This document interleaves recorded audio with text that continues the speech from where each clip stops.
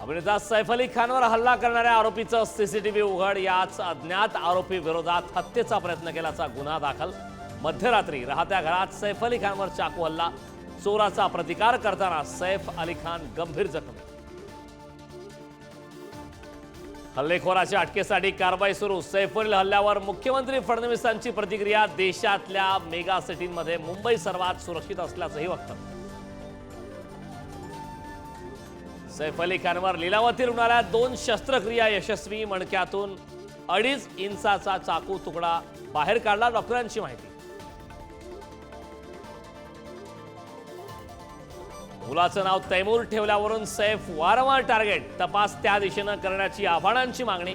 तर फक्त आडनाव खान असल्याने विरोधकांनी राजकारण करू नये, गृहराज्यमंत्री योगेश कदमांनी सुनावलं। शंभू सीमेवरून 21 जानेवारीला पुन्हा एकदा शेतकरी दिल्लीकडे कूच करणार। केंद्र सरकार चर्चेसाठी तयार नसल्याने तीव्र आंदोलनाचा इशारा।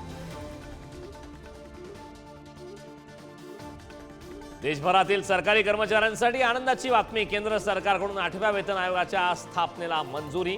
7वा वेतन आयोग 2026 मध्ये संपणार।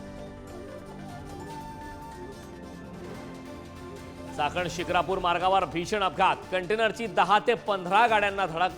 2 महिला आणि 1 मुलगी गंभीर जखमी।